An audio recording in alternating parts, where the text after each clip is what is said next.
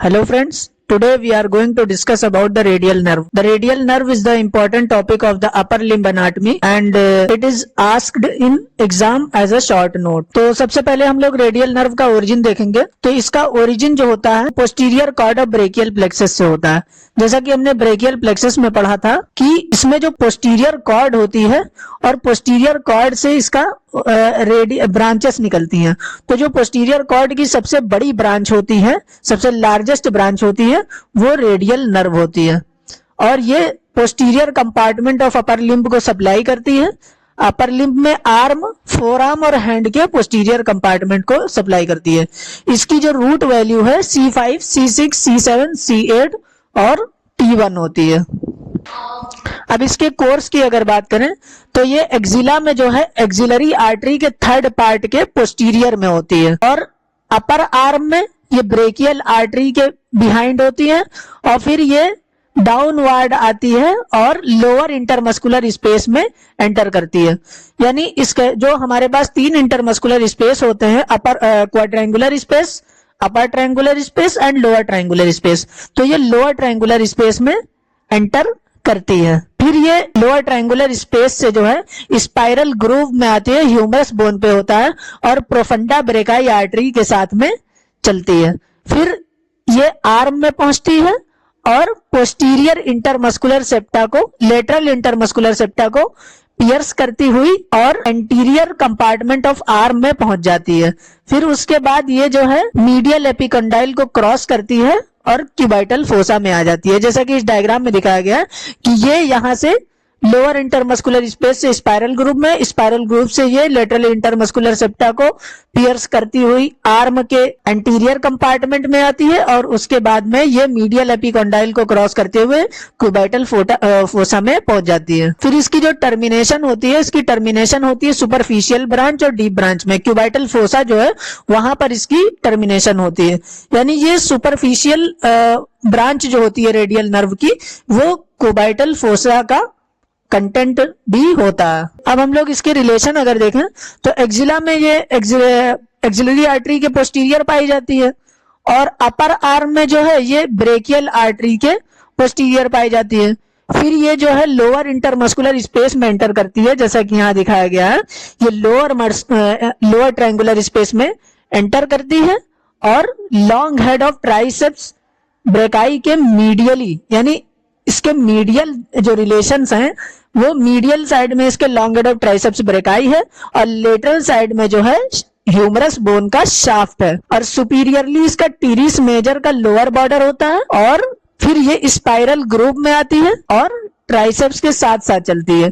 फिर ये cubital fossa में आके बाइसेप्स टेंडन के जस्ट लेटरल आ जाती है। अब अगर इसकी ब्रांचेस की बात करें तो सबसे पहले एक्सिला में ब्रांच देती है। तो एक्सिला में मस्कुलर ब्रांच देती है और कुटेनियस ब्रांच देती है। तो जो मस्कुलर ब्रांच देती है लॉन्ग और lateral head of triceps brachii muscle को देती है और posterior cutaneous nerve of arm को ब्रांच देती है। तो जैसा कि इस डायग्राम में दिख रहा है, ये रेडियल नर्व का पूरी ब्रांचेस दिखाई गई हैं। तो ये एक्सिला में ये जो ब्रांचेस दे रही है, ये यहाँ से ये आपकी रेडियल नर्व निकली पोस्टीरियर कॉर्ड से ब्रेकियल प्लेक्सस से।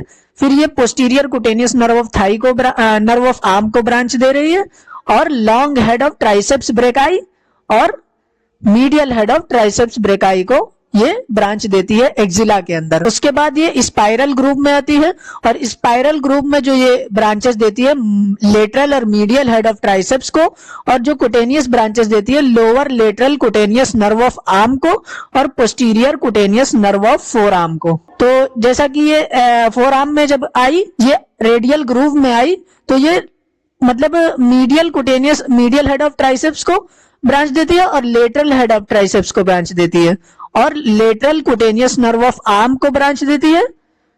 यानी यहां पर उन्होंने posterior cutaneous nerve of arm को ब्रांच दी थी एक्सिला में और lower lateral cutaneous nerve of arm को ये ब्रांच देती है स्पाइरल ग्रूव ऑफ ह्यूमरस में और posterior cutaneous nerve of four arm को ये ब्रांच देती है रेडियल ग्रूव में। और ये एक फिर जब ये इसके बाद में नीचे जाती है और आर्म में पहुंचती है, तो आर्म में देखते हैं ये कौन कौन सी ब्रांचेस देती है। तो स्पाइरल ग्रूव के बाद ये क्यूबाइटल फोसा में आती है। क्यूबाइटल फोसा में मस्कुलर ब्रांच देती है ब्रेकियालिस मसल को और ब्रेकियो रेडियालिस मसल को, एक्सटेंसर कार्पाई रेडियालिस लॉन्गस को और एनकोनियस मसल को। तो जैसा कि इस डायग्राम में दिखाया गया है कि ये क्यूबाइटल फोसा के अंदर जो है ये ब्रेकियालिस मसल को ब्रांच दे रही है, extensor carpi radialis longus muscle को ब्रांच दे रही है और ये एनकोनियस मसल को भी ब्रांच देती है क्यूबाइटल फोसा के अंदर, और ब्रेकियालिस मसल के प्रोप्रियोसेप्टिव फाइबर को भी क्यूबाइटल फोसा में ब्रांच देती है। उसके बाद ये क्यूबाइटल फोसा से फिर ये आती है फोर आर्म में। तो ये क्यूबाइटल फोसा से ही ये सुपरफिशियल ब्रांच देती है और इसकी जो सुपरफिशियल ब्रांच है ये क्यूबाइटल फोसा के कंटेंट में पाया जाता है। उसके बाद क्यूबाइटल फोसा के बाद ये आती है फोर आर्म में। तो फोर आर्म में ये सारी एक्सटेंसर मसल्स को ब्रांच देती है। एक्सटेंसर मसल कौन से? Extensor carpi ulnaris, extensor digitorum, extensor digiti minimi, supinator को, abductor pollicis longus, extensor pollicis brevis, extensor pollicis longus और एक्सटेंसर इंडाइसिस मसल को।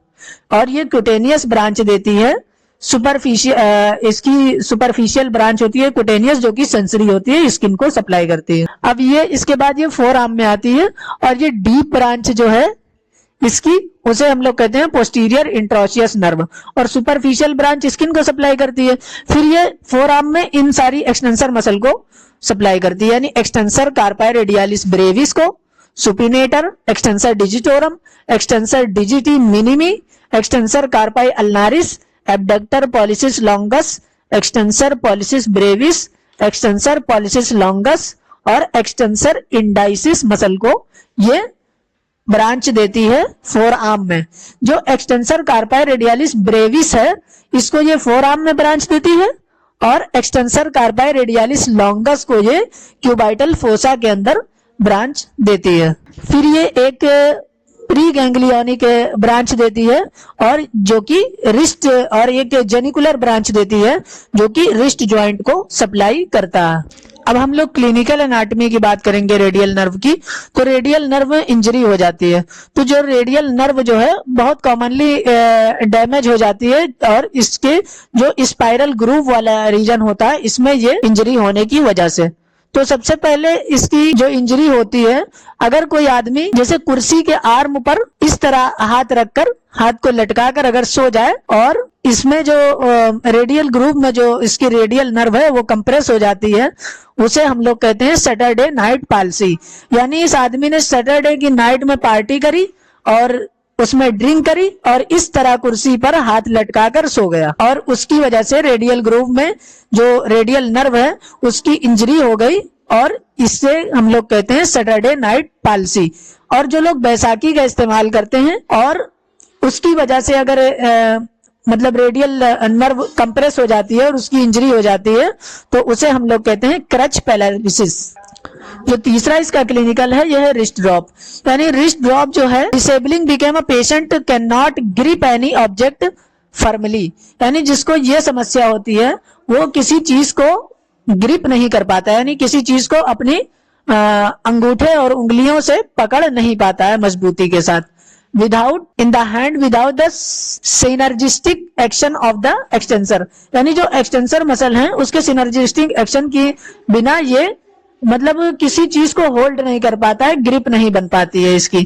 तो इसकी रेडियल नर्व की इंजरी हो जाती है और इसकी एक्सटेंसर मसल जितनी होती हैं वो सारी पैरालाइज हो जाती हैं। अभी जितनी मसल्स हमने बताई थी जो कि फोर आर्म में पाई जाती हैं वो पैरालाइज होने की वजह से रिस्ट ड्रॉप हो जाता है और ये रेडियल नर्व की इंजरी की वजह से होता है। तो रेडियल नर्व में इतना ही था। Thank you.